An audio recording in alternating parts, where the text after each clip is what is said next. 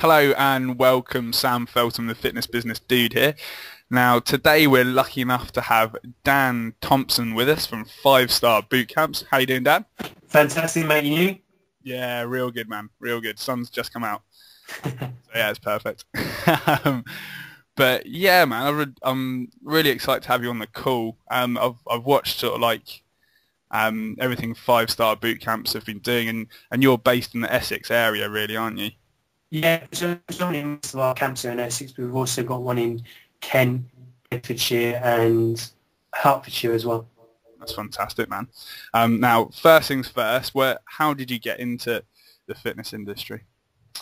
It was a bit of a fluke, really, to be honest. I left school. When I left school, I got a job in my local leisure centre as a lifeguard, receptionist, doing a bit of this, bit of that. Wherever I could get work in the leisure centre, I'd take it. And while I was studying at college, I decided to join the fire service. And as most people know, it takes a bit of a while to get into. And I did actually get in, and because of the fire strikes at the time, it took 2.5 years. But in that time, I'd done my gym instructor course with the leisure centre. They paid for it all, and it was just something I was going to do until I got in. So it was by accident, really, that I got into it. Got into the fire service, done my 18 weeks training and hated it. So left the fire service and decided that working on the gym floor with 4,000 members, half of which would be women, would be an ideal thing for a 21-year-old single boy. Perfect. So yeah, it was by fluke, really, that I got into it. And I absolutely loved it from the word go, which is why I never really kind of got into the fire service thing. I couldn't really put my heart into it because I knew deep down I wanted to go back into the gym. That's awesome, man. And then you were saying you were working at a gym, was it? Yeah, I literally left the fire service, no job. My old job had gone back at the leisure world. And a couple of weeks later, a job as a fitness instructor came up at LA Fitness. And from there, I worked up to fitness manager, working for myself as a personal trainer.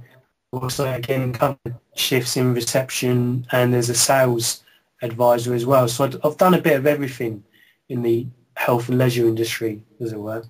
That's awesome. And then what sort of led you into creating 5 Star Boot Camps? Again, it was kind of fate, really, or fluke, as you may want to call it. I saw an article in Men's Health it was with Gavin Walsh, who was running boot camps in London, and me and a trainer at LA Fitness, we were like, yeah, we could do this. And it was almost a bit of a laugh, to be honest. We never really saw it as something that would turn into a 6-figure business. So we put this boot camp on. It was just 2 nights a week for 4 weeks. And within 3 days, we sold it out. And from there, it's kind of escalated. And we grew Colchester. So now it's got 15 sessions a week in Colchester alone. And from there, we grew and set other boot camps up in other towns as well. That's amazing, Dan. That's absolutely superb, mate. So when you were first starting out, how you were saying that you sold out like pretty quick. Like, how did you go about doing that? What was the marketing strategy? The marketing strategy for that was we were both very busy trainers in the club anyway. And we'd both been there 2 or 3 years. So we both had an established database of clients. And we basically just sent emails to everyone and asked them to forward it on, and spoke to a few people in the gym. And we literally had 20 spaces. I was working in a gym that had 3,000 members. It wasn't hard to find 20 people. So we just used our existing database, really. Fantastic. And what did clients say about that? Were they like, no, I prefer to stay in the gym, or yeah, I'm cool to do the boot camp? Yeah, the word go, everyone absolutely been outside in the fresh air, because all ours are done outdoors, regardless of the, because that was one of our concerns to begin with. Before when we started, it was in the summer. Before people do balls and they want to stop because it's going to be getting dark and rainy, and not wanting to be in cold. But no, people kept getting inquiries from people. This was before we even had a website, and people wanted to stay on it as well. So from there, we grew it to have a website and put more sessions on for people as well. That's awesome. And then, and how long was it before you created a new location, or just got another trainer? It was probably about 3 months before we got another location. We changed location because it was just too small for what we were doing.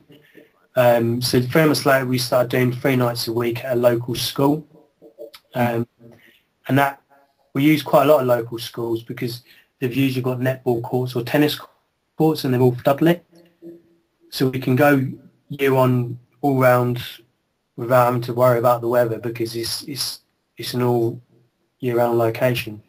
But it was probably a year before we set up our next location, which was Ipswich. And one of the guys who started helping me covering sessions and helping us out on sales when we were getting really busy, he wanted to start the boot camp, and we said, well, why not do it together? We'll do exactly the same model, but just in Ipswich. And that was our very first other boot camp. That's awesome, man. So it grew very, very organically. It was someone that you knew and that had done the camps with you and everything, and that's perfect. That's amazing. And then after that, when was your next location, and how did that come about? The next location was Tonbridge in Kent, and that was on a video course with Rachel Holmes and Lucy Johnson. I met Chloe, and we just kept sort of in contact with each other on Facebook after the course. And probably 3 months later, we sort of got talking. I told her about what we did, and she was my very first sort of proper licensee. And again, we just tried it out, see what happens. And from the word go, she's been incredibly successful. That's awesome, mate. That's awesome. And like with all the different locations that you've got and you've set up, have you found sort of like very, like from location to location, has it been very different types of marketing that have worked, or is it just so like you've got a blueprint and that's what works? The one thing that kind of stands out with all of them is the trainer that we put in there. I like to have a very people person trainer. They've got to be prepared to get out there and be an action taker. We've got obviously strategies that we use for websites, Facebook, Twitter, to drive people to the website, but the ones that are the most successful are the ones that are prepared to go out there and talk to people, put networking events on, put free seminars on. We've just started one in Clacton, and Alex has only just literally left the army. He'll literally go out to people and start speaking to people on the street. Literally, seriously. And he's just literally this week we launched Clacton, and it started with 40 people. Amazing. Just because he's not that great with like computers and stuff, but he's awesome at just going up to talking to people and getting a real rapport with people to trust them. Yeah, that's what it's all about, man. I mean, we're so reliant on technology these days. Definitely. And we sort of forget that businesses were around before technology was around. Definitely. And the way that worked is through networking, through speaking with people and things like that. So yeah, what would you recommend to all the listeners out there, like about sort of like, using online and offline? Well, I think there's you've obviously, you hit the nail on the head there. There's two types. You've got your online marketing, which you've got your website, which you can capture emails from, set your autoresponders up so you're constantly driving people back to your website. and it's nice having a fancy website that will convert leads for you. And I think, like we just said, that we are as trainers getting really lazy. We want everything done for us, and to be happening overnight. And I think people forget that some of the long-term strategies are the ones you need to be concentrating on, but it's actually the people-to-people strategies that people buy into. Your boot camp itself is popular because of you, and they're buying into you as a person, not just the result that you're giving. Yeah, definitely. It's the experience as well, isn't it? Definitely. And a number of trainers that I've sort of spoken to and stuff, and they seem, you sort of tell them to put on a free seminar or about talking to people on the gym floor, or it's almost as if they shy away from it because it is hard. And although I'm a confident person, my heart is fluttering when I'm going up to someone I don't know or standing in front of a bunch of people that don't know who I am or do know who I am. It's so nerve-wracking, but it's facing the fear of just getting out there and taking action and actually approaching people and telling them what you do is the biggest one. Yeah, definitely. Do you have a script for that when you do go up to people, or do you just blag it? I personally just blag it, but I know people. I think everyone's different. Some of my guys do have scripts they follow, but me personally, I like to change it depending on the person that you're speaking to, because at the end of the day, everyone is different, and some people you have to really extract out of them what they want to achieve. Most people will just say they want to lose weight. Well, what do you want to lose weight for, and how long do you want to do it by? So that's probably the thing that I do best is changing each tactic for each person. But a lot of it, the biggest thing is just approaching someone. Once you've done that, you can talk to people about how you can help them and what you do. Yeah, definitely. What sort of recommendations would you say to people for sort of icebreakers and things like that? Because for some people, it is quite intimidating just going up to people and saying, "Fancy joining my boot camp?" No, like absolutely.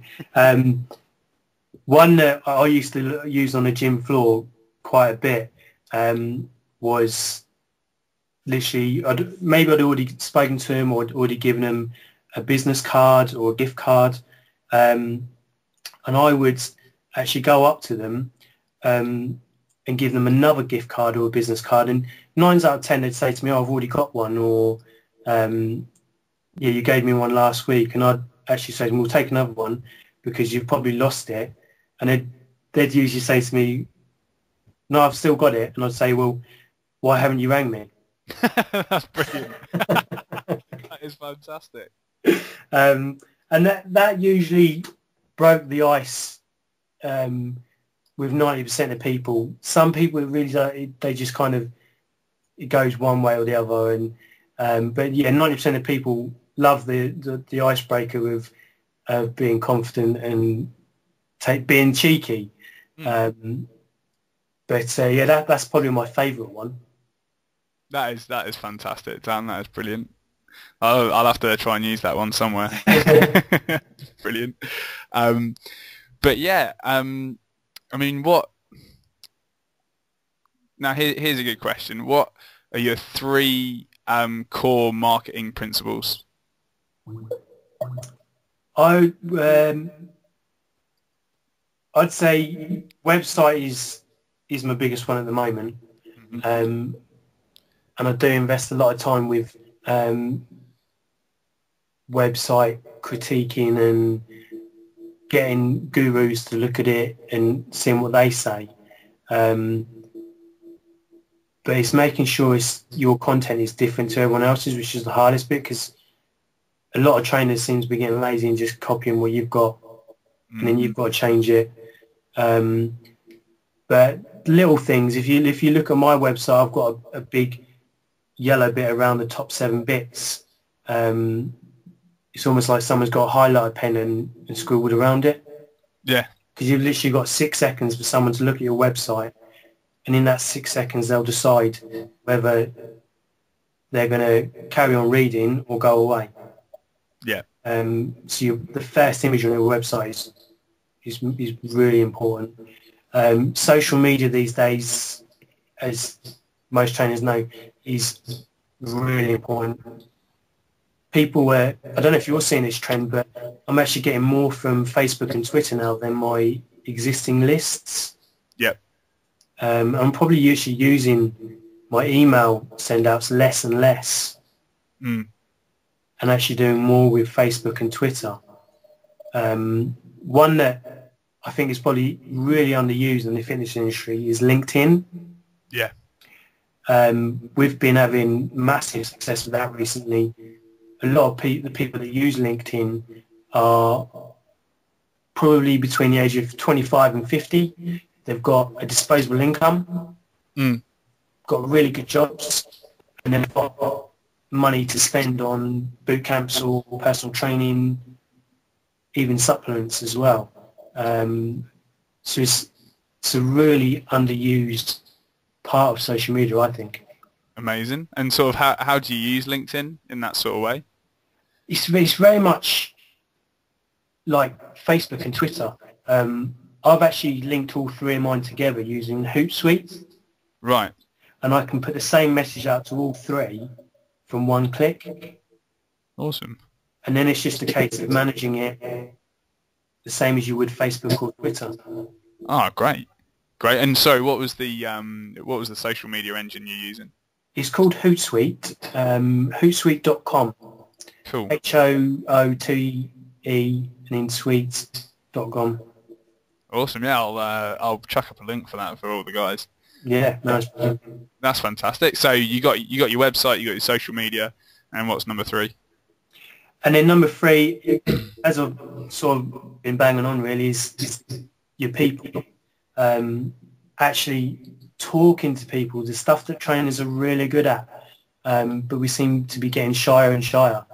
So there is a certain amount of strategy about setting time aside each week to actually approach people, whether it's approaching a business and doing a little chat, a free seminar, just literally all about talking. Yeah, definitely. I mean, what I've found myself, Dan, is that when I've been making like an e-product or been spending a lot of time on the computer, the next time that I go to speak to people, I actually find like my my social skills aren't quite as good as they used to be. You know, even after like, a week, you're just quite not there, not on the ball, as you usually would be. So yeah, just like you say, just getting out there and making sure that you do go out there and talk to people and make sure you keep on top of your social skills and improving your experience and just making connections with people. Definitely. Absolutely, that's fantastic. Cool. We got some awesome stuff there. Thanks a lot, Dan. And where? Oh yeah, because you've got a workshop coming up soon, haven't you? Yes, it's going to be on September the 10th, which is a Saturday, and it's actually going to be a free workshop. Basically, I've just really hit the nail on the head for me the other day. I've seen probably 6 or 7 trainers come and go from my local gym, where they've literally been there a month, 2 months, and they've not been getting the clients they want, or again, they've just sat at reception. And I think a lot of trainers have got this thing that they come out of the industry and they think that people are going to come running up to them offering to pay them £40, £50 an hour. And as you know, it doesn't happen like that. You've got to create a trust and rapport with people, and use marketing strategies So I'm going to be putting on a free workshop. You pay £97, which is literally just to secure your place and to make sure that you're going to turn up. On the day, all that will be refunded to you. So it's completely free. It's not about making money at all on this workshop. But I'm going to run through literally everything that I've learned from all the mentors and gurus that I've followed, how I used to fill up my diary and have 100 plus training sessions, personal training a month, what my top five killer marketing tactics I use to dominate Colchester and all the other towns that we've got boot camps in as well. What I've learned with websites and how I dominate Google. And I've literally just secured Paul Moore as well. He's going to come down and teach people, because he's brilliant at this. It's teaching people how to stand up in front of people and put on a free seminar. Awesome. So the guys can find out about this at www.marketingforpersonaltrainers.co.uk. Fantastic. And we've only got spaces for 25 trainers, so it's literally going to be first come, first served. And I'm going to teach absolutely everything I know on how I'll become a six-figure trainer for absolutely nothing at all. That's amazing, Dan. That's incredible. It's very kind of you. I'll be there myself, definitely. Brilliant. 100%. And so what was the date of that? The date is September the 10th, 2011. It will be in Colchester as well, which is my hometown. Fantastic. It'll be a whole day. That's great. So yeah, just to go over that website address again, it was marketingforpersonaltrainers.co.uk, was it? Yeah, www.marketingforpersonaltrainers.co.uk, and it's 4 as in FOR, not for the number. No, that's perfect. And then if people wanted to find out sort of more information about your boot camps, where'd they go? They can go to www.5starbootcamps.co.uk. 5 is in the word 5. Or if they want to see my own personal one, which is colchesterbootcamps.co.uk. That's fantastic. Great. Well, thank you so much, Dan. Like, it's some great content there. It's really good to speak to you. You're an inspirational guy for me. Thank you. And yeah, looking forward to meeting you as well in September. That'll be really good, man. No, that'd be brilliant, mate. Looking forward to meeting you too. Absolutely, dude. Cool. Well, have a good day, Dan. And thank you. See you soon, bud. Cheers, mate. Awesome. Bye.